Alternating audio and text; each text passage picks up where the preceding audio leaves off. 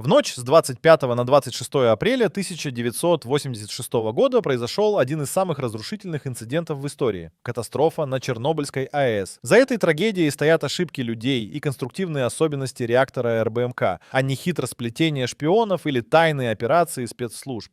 Советские власти вскоре после начавшейся катастрофы замалчивали ее масштабы, только 2 дня спустя признали ее существование на международной арене.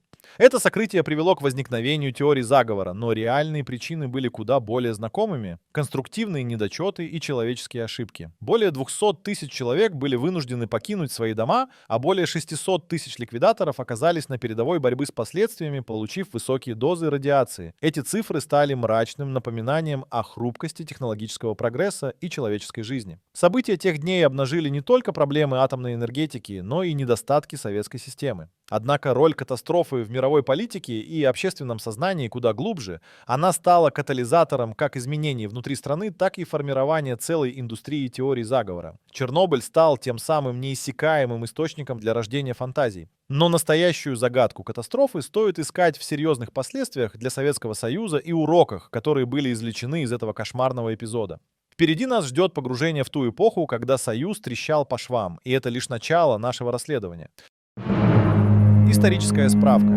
В апреле 1986 года произошла одна из самых масштабных техногенных катастроф в истории — взрыв на Чернобыльской атомной электростанции. Это событие разразилось на фоне окончания Холодной войны, когда мир, казавшийся уже готовым к разрядке, столкнулся с непредсказуемой угрозой. На 4-м энергоблоке станции произошел мощный тепловой взрыв, который разрушил реактор, отправив радиоактивные материалы в атмосферу и охватив станцию огнем.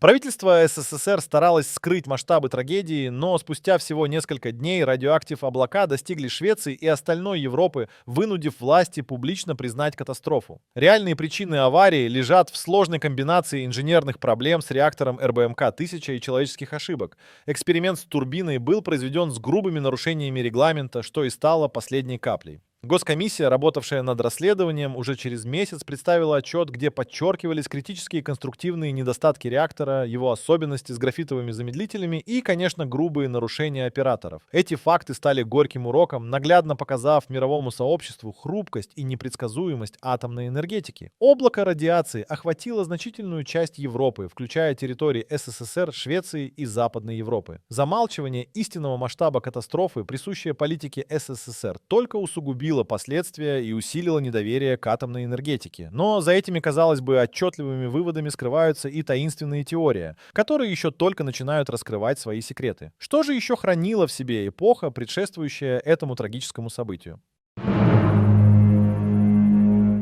Холодная война — это период, когда мир стоял на грани, разделенный железным занавесом. В начале 80-х, особенно после ввода Советского Союза в Афганистан, напряженность между сверхдержавами достигла своеобразного апогея. Соединенные Штаты усилили оборонную политику, объявив стратегическую оборонную инициативу, которая получила название «Звездные войны». Это увеличивало недоверие и соревнования в сфере вооружений. В условиях такого климата, переполненного подозрениями и манипуляциями, возникала масса слухов. Одной из конспирологических теорий стал слух о том, что ЦРУ могло иметь планы по подрыву стратегических объектов СССР. Доказательства этому, однако, отсутствуют. Это лишний раз демонстрирует, как легко слухи могли превратиться в истории, игравшие на нервах растущей неопределенности. Когда случилась Чернобыльская катастрофа в 1986-м, теории о причастности иностранных разведок к этому трагическому событию обрели популярность. Однако на данный момент никак не подтверждено, что ЦРУ или иные зарубежные службы имели к этому какое-либо отношение. Катастрофа произошла из-за внутренних ошибок и конструктивных недостатков реакторов, а не внешних диверсий. Вспомним, что в ту эпоху существовала атмосфера крайней подозрительности, в которой даже самые экстремальные теории обрели голос. Что еще скрывали тени той эпохи? Мы продолжаем наше исследование, чтобы разобраться, где мифы переплетаются с реальностью. Кто стоит за кулисами? В истории Чернобыльской катастрофы существует множество мифов и теорий, однако фактической основой трагедии остается человеческий фактор и конструктивные недостатки реактора. Теория о том, что ЦРУ могло иметь отношение к отключению Чернобыля, вписывается в конспирологический контекст и лишена убедительных доказательств. Подобные версии зачастую служат для создания увлекательных сюжетов, но не соответствуют реальным фактам. В частности, бывший военный полковник Подсвиров утверждал, что произошла диверсия. Тем не менее, его заявления остаются необоснованными домыслами. Опубликованные отчеты американской разведки предлагают неоспоримые доказательства серьезности аварии и сокрытия масштабов катастрофы, но не поддерживают версию о вмешательстве ЦРУ. Завесу тайны поддерживают скорее народные поверья, которые так легко обретают популярность в периоды политической нестабильности. Российские пропагандистские проекты, включая некоторые телесериалы, часто используют подобные мифы об американских агентах, однако они не обоснованы фактическими свидетельствами. Многие продолжают задаваться вопросом, что если все-таки существовало нечто таинственное, скрытое за пределами официальных версий? Кажется, тени тех времен продолжают прятать в себе дальнейшие секреты, которые нам предстоит исследовать. Секретная операция. Вокруг Чернобыльской катастрофы всплывало множество теорий, но одна из самых резонансных связана с предполагаемым отключением станции иностранной разведкой. Несмотря на господствующее мнение о человеческом факторе, российские и украинские материалы указывают на системные проблемы реактора как основной компонент инцидента. Одной из ключевых фигур стал Анатолий Дятлов, заместитель главного инженера станции. Его роль в событиях может показаться спорной, но важно отметить, что он всегда настаивал на вине конструкции, а не персонала. Эти разногласия только усилили поляризацию во мнениях, спровоцировав фантазии о таинственных агентах и саботажниках. Стоит упомянуть, что ввод новых технологий в то время вряд ли достиг уровня, когда компьютерный вирус мог бы вмешаться в работу реактора. Научных подтверждений этому нет, да и последствия технических недочетов сложно списать на невиданный заразный код. Но впереди еще больше открытий в нашем разборе конспирологических взглядов на события тех лет. Недавние свидетельства и архивы могут пролить новый свет на известные факты. Свидетельства и слухи.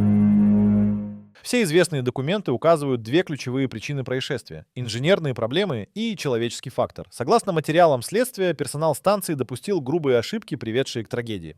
Есть масса историй об якобы подозрительных лицах на территории ЧАЭС. Однако такие заявления остаются лишь слухами, поскольку не подкреплены документально. Анатолий Дятлов, чья роль в событиях является предметом обсуждений, вовсе не имеет подтвержденной связи с иностранными разведками. Расследования не указали на наличие фактов, подтверждающих такие предположения. Официальные материалы утверждают, что в ночь аварии погибли 2 человека непосредственно на месте взрыва. Однако альтернативные источники, такие как сообщения американской разведки, допускают возможность большего числа жертв, основываясь на экспертных оценках, но не на фактических данных. После катастрофы международные разведывательные службы интересовались инцидентом, но их действия были связаны с изучением последствий и попытками получить информацию о мерах предосторожности, а не с каким-либо вмешательством. На этом мы не завершаем свое исследование, поскольку остается вопрос, какие мистические совпадения усиливали слухи и как это повлияло на общее представление о трагедии. Мистические совпадения. Чернобыльская катастрофа, несмотря на отсутствие мистики в официальных отчетах, обросла легендами, подпитываемыми символическими совпадениями и массовыми интерпретациями. Итак, одним из часто обсуждаемых фактов является совпадение названий – чернобыльник. Это растение, упоминаемое в библейских текстах как полынь, что породило множество символических трактовок. Интересный факт. За годы до катастрофы в местных поселениях обсуждалась увеличивающаяся напряженность работы на станции. Это вызывало настоящие опасения за безопасность эксплуатации реактора. Эти ощущения объяснялись скорее реалиями работы с ядерной энергией, а не чем-то сверхъестественным. Сегодня 30-километровая зона вокруг Чернобыля стала объектом туристических интересов, предлагающим экскурсии для желающих увидеть последствия событий апрельской ночи в 1986 году. Эти маршруты организованы с учетом всех мер безопасности и подтверждают, что мифы об ужасах, скрытых в зоне, дело прошлого. Наше путешествие по страницам истории продолжается, чтобы раскрыть больше фактов, которые помогут лучше понять, каким образом Чернобыль стал символом не только трагедии, но и человеческой стойкости перед лицом разрушительных последствий. Документальные открытия. В мире рассекречивания документов открылись новые горизонты, включая архивы из когда-то закрытых стран Советского блока и некоторых западных источников. История Чернобыля, казалось бы, позволяет взглянуть на хорошо известные аспекты под новым углом, но сенсационных открытий до сих пор нет. Постепенное раскрытие данных началось с 2016 года, и хотя они проливают свет на детали, многие укладываются в уже известную картину событий. Среди недавних архивных находок важное значение имеют свидетельства о впечатляющей неготовности руководства Чернобыльской Чернобыльской атомной станции к управлению кризисом, подкрепленные внутренними документами, подтверждающими наличие системных ошибок и проблем с управлением. В первые дни катастрофы влияние западных разведок в ситуациях не обнаружено. Вместо этого, уже позднее, западные страны помогали в мониторинге и мерах безопасности. Процесс рассекречивания все еще в пути, и продолжается сбор архивных данных, таких как заметки и письма ликвидаторов из архива Севастополя, поступившие в 2025 году, которые добавляют к истории новые страницы. А пока рассекречивание продолжается, мы задумываемся, какие еще скрытые истины могут быть извлечены из недр архивов и какие новые открытия содержат теоретические горизонты в будущем. Правда о спецслужбах. В разгар холодной войны Центральное разведывательное управление США играло одну из ключевых ролей в международной политике. Агентство участвовало в сборе разведанных, проведении тайных операций и поддержке антисоветских движений. Одним из примеров является помощь, оказанная украинскому подполью в середине 20 века с целью ослабления власти Советского Союза. Хотя существовали слухи и неподтвержденные истории о проведении ЦРУ операций в отношении советской экономики, документальных подтверждений этим теориям нет. Когда речь заходит о Чернобыльской катастрофе, это событие окружено множеством спекуляций и теорий заговора. Однако до сих пор нет конкретных доказательств того, что ЦРУ имело какое-либо отношение к инициированию или провоцированию этой аварии. ЦРУ, безусловно, было значимой силой в борьбе за влияние во времена Холодной войны, и его операции охватывали широкую географию. Однако реальность операций, связанных с Чернобылем, остается неясной и, вероятно, никогда не будет подтверждена конкретными фактами. Реалистичные гипотезы. Погружаясь в детали Чернобыльской катастрофы, нельзя не остановиться на роковой ночи с 25 на 26 апреля 1986 года. Именно тогда начались испытания на 4-м энергоблоке АЭС, которые закончились катастрофой.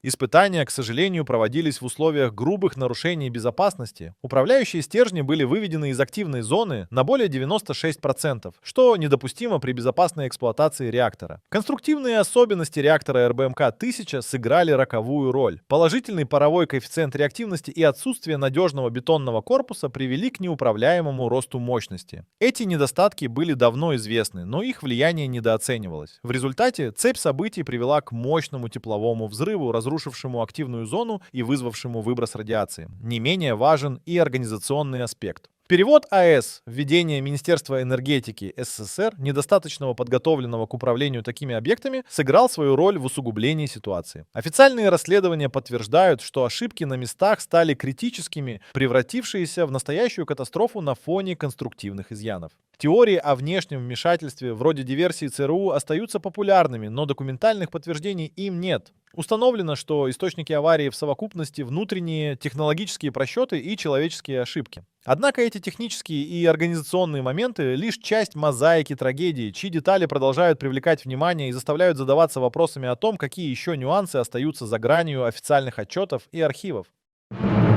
Что осталось за кадром? Несмотря на жесткую секретность, факты постепенно выплывали наружу, разоблачая опасности нарушения правил эксплуатации атомной энергетики. В тот роковой день более 96% управляющих стержней были выведены из активной зоны, что резко нарушало все возможные нормы безопасности. Системы аварийной защиты оставались отключенными, позволяя цепной реакции выйти из-под контроля. Эти действия персонала стали спусковым крючком для катастрофического сценария, который лишь усугублялся конструктивными недостатками реактора РБМК. Нестабильность конструкции с положительным паровым коэффициентом реактивности довела ситуацию до критической точки. Мощный выброс радиоактивных веществ, включая изотопы йода с коротким периодом полураспада, повлиял на миллионы людей и окружающую среду на многие годы вперед. Переподчинение ЧАЭС неспециализированному Министерству энергетики СССР лишь подливало масло в огонь неопределенности и неготовности управлять таким сложным объектом. Чернобыль — это мрачный урок о потенциальной разрушительности технологического прогресса и необходимости строгого соблюдения правил безопасности. Пытаясь разобраться в событиях той страшной ночи, мы открываем новые страницы истории, заставляя задуматься о людях и системах, которые определяют судьбу человеческих технологий и обществ. Чернобыль остается напоминанием о том, что правда, какой бы пугающей она ни была, всегда важнее мифов.